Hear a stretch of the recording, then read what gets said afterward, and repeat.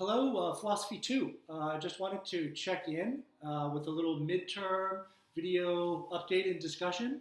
So far, everything seems to be pretty good on quizzes and discussions. I've graded our discussion and just maybe a word about our upcoming quiz. I've actually given us a couple more days. If you look now, I've put it until 7/9, that's July 9th. I thought in part because we've been busy doing work already, and B, we've got 4th of July coming up, and I suppose C, it's summer, so to give us enough time to prepare. Basically, your exam is going to be like this. Much of it will seem very much like our quizzes because they will it will look like that just because there'll be multiple choice questions, and those multiple choice questions will be taken from the Very Succinct Study Guide. So in a way, those quizzes were a first run through the same material that will be tested on in the midterm. So the additional part is that there's two essay questions. So please do take a look right at the top of the study guide.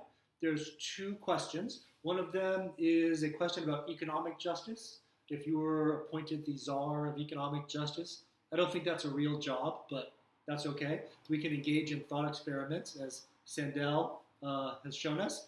So that's a very interesting question. I guess you could say about economic justice, the distribution of wealth, who is deserving of what according to standards of morality.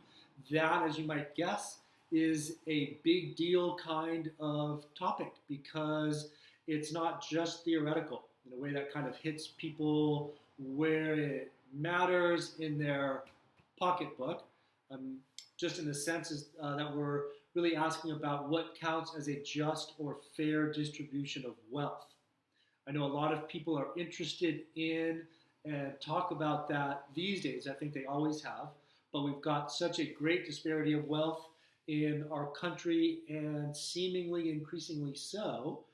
Really, there's two ways of looking at that philosophically that suggest one, which suggests that there's nothing inherently morally problematic about inequalities in wealth. That would be the libertarian, Nozickian perspective. Others, Kantian, Rawlsian, more egalitarian, might find something inherently morally troublesome about such inequalities. And thus we get a kind of interesting standoff and debate. So the first question is asking you to investigate that. So that's a kind of concrete, practical kind of essay question. I think largely the libertarianism chapter gets you into that material. And the second question is more theoretical. If we were just looking at consequentialist versus Kantian, kind of internalist versus externalist criteria for morality, or consequentialist versus deontological or motive-based moral theories, really, you might say in a vacuum, but really as defining the supreme principle of morality, which both Kant and Mill take themselves to be doing, but in very opposing ways. Hopefully we're seeing that.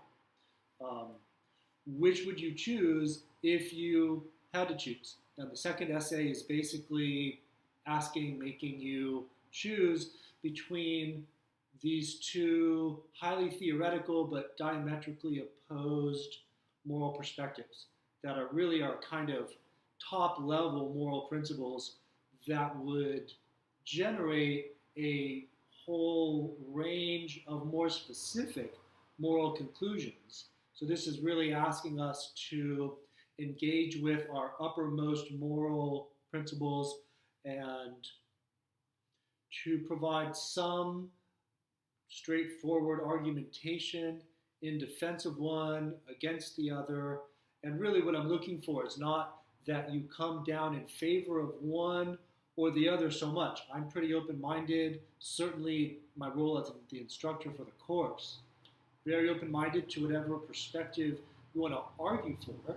What I'm looking for is the argument for it, and that you are able to do that as clearly, thoroughly, and rationally, logically as you can. And there's lots of different ways to do that, but that you have given a thorough, sustained argument that shows your understanding of both principles and elaborates in some depth. Of course, there's limits to how much you can do, but with some depth, elaborates an argument that clearly comes down favoring one of those over the other. So 2 essays, that will be the kind of the new material, and the presumably familiar multiple choice questions. That'll be your midterm. And nothing else this week. So it'll be just a week of midterm. And I've given you a little bit of extra time on that. So yeah, I think that's pretty much it from me. Let me know if you have any questions.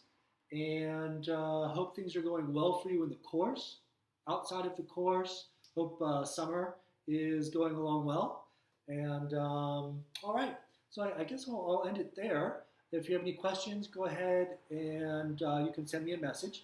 You don't have to, of course, but hopefully it's fairly straightforward. Yeah, all righty. So I will bid you adieu and take it easy.